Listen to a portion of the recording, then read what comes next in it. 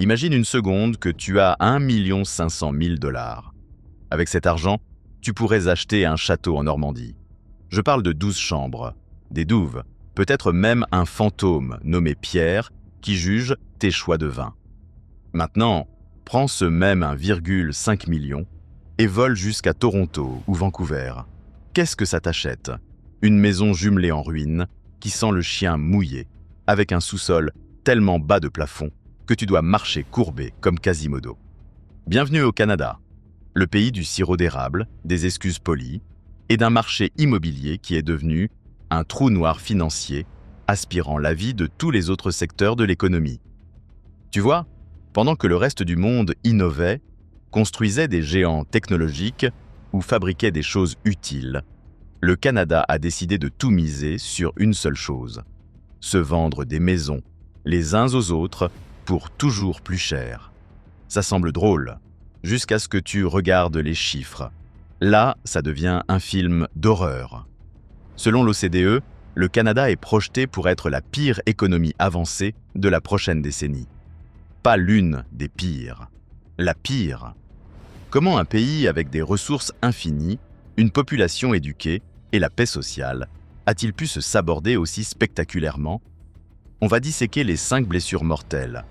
Attache ta ceinture. Pourquoi le Canada ne fabrique plus rien? Petite histoire. Imagine que tu es un jeune entrepreneur brillant. Appelons-le Kevin. Il a une idée pour une start-up d'IA qui pourrait révolutionner la logistique. Il a besoin de capital. Kevin va voir une banque à Toronto. Costume impeccable, pitch deck en main. Le conseiller le regarde et dit « Kevin, c'est risqué. Les affaires, c'est compliqué. On ne peut pas te donner 500 000 $ pour ça. » Kevin sort, dépité. Puis il a une idée. Il revient 5 minutes plus tard et dit « En fait, je veux acheter un condo d'une chambre construit il y a 40 ans avec une plomberie douteuse. » Les yeux du conseiller s'illuminent. « Pourquoi tu ne l'as pas dit tout de suite? Voici 1 million. Amuse-toi bien. » C'est ça, la grande aspiration du capital. Les économies grandissent quand l'argent va vers des actifs productifs. Usines, logiciels, machines, recherche et développement. Ces trucs créent des emplois et des produits exportables. Mais au Canada, une quantité obscène de capital a été détournée de la productivité vers l'immobilier résidentiel. Les chiffres sont hallucinants. En 2023, l'investissement dans les structures résidentielles était presque le double de l'investissement dans les structures non résidentielles et les machines combinées. Réfléchis à la folie de ce truc. On dépense plus d'argent à construire des boîtes pour dormir qu'à construire les outils et les entreprises qui nous permettent de payer ces boîtes. Ça a créé une boucle de la mort, l'addiction à l'argent gratuit. Faisons connaissance avec Linda et Bob. On est en 2015. Ils achètent une maison en banlieue pour 500 000 $. C'était serré, mais ils y sont arrivés. Avance rapide jusqu'en 2021. Cette même maison est maintenant évaluée à 1 200 000 $. Linda et Bob se sentent comme des génies absolus. Ils ont fait 700 000 $ sans lever le petit doigt. Ils sont riches. Mais attends, le sont-ils vraiment? Est-ce qu'ils peuvent dépenser cette maison? Est-ce qu'ils peuvent manger le placo? Non. À moins de vendre et de déménager dans une yourte au Saskatchewan, cet argent est imaginaire. Entre en scène le dealer de drogue de l'économie canadienne, la marge de crédit hypothécaire. La banque appelle Linda et Bob. « Et vous avez 700 000 $ d'équité qui dort là. Pourquoi ne pas la débloquer ?» Alors Linda et Bob prennent une marge de crédit. Ça ressemble à de l'argent gratuit. Ça a alimenté un boom de consommation massif au Canada qui masquait le fait que nos vrais salaires ne grandissaient pas. On se sentait riche parce que nos maisons gonflaient. Alors on empruntait dessus pour acheter des trucs. Mais voici où l'histoire devient sombre.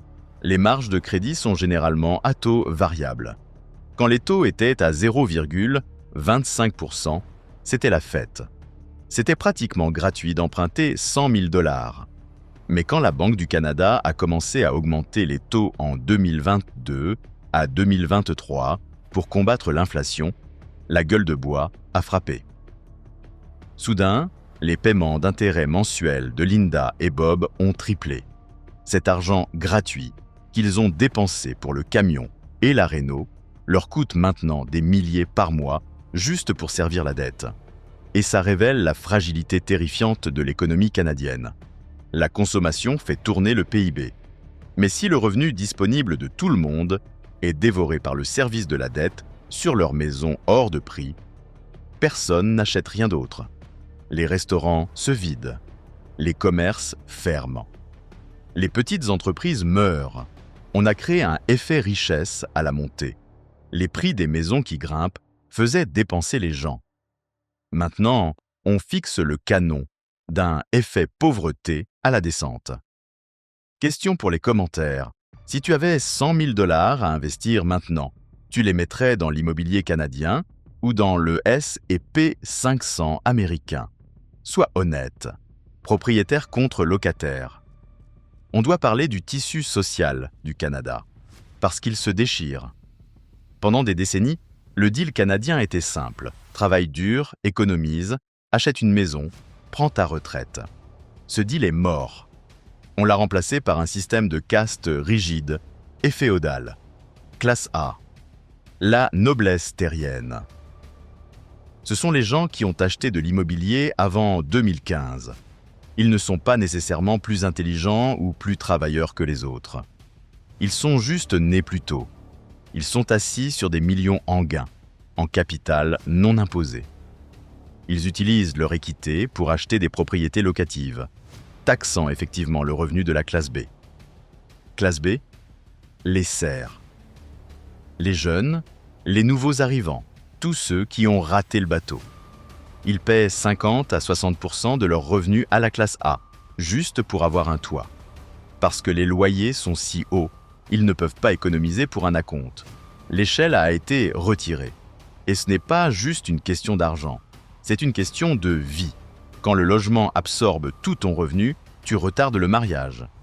Tu retardes les enfants. Le taux de fertilité du Canada a atteint un minimum historique de 1,26 enfants par femme en 2023. On est littéralement en train de s'éteindre parce qu'on ne peut pas se permettre de se reproduire. Pense au péage psychologique. Tu as des professionnels de 30 ans, avocats, ingénieurs, enseignants, qui vivent avec 3 colocataires ou qui retournent chez leurs parents.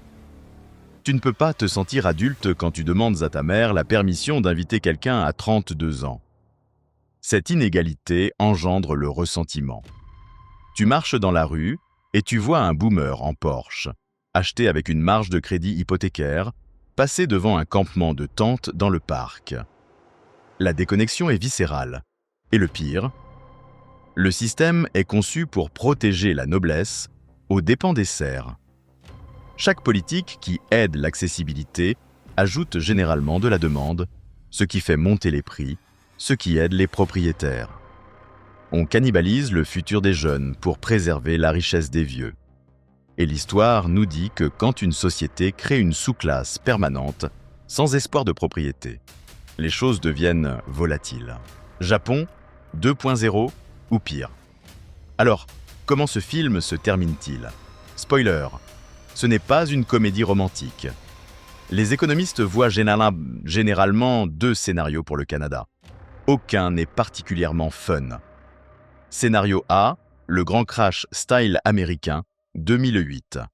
La bulle éclate. Les prix s'effondrent de 30 à 50%. Le bon côté, le logement redevient accessible pour les jeunes.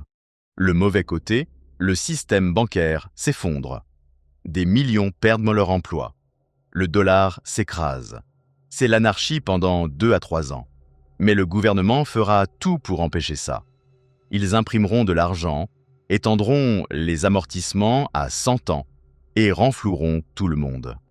Ce qui nous amène au scénario B, la stagnation, la japonification. C'est le résultat le plus probable, et peut-être le plus douloureux. Dans les années 1990, La bulle immobilière japonaise a éclaté. Mais au lieu de la laisser se purger, ils ont maintenu des entreprises zombies en vie avec de la dette pas chère. Le résultat? Les décennies perdues, 30 ans de croissance zéro. Les salaires ont stagné. La bourse n'a rien fait. Un déclin lent et broyant du niveau de vie. Le Canada fixe ce scénario droit dans les yeux.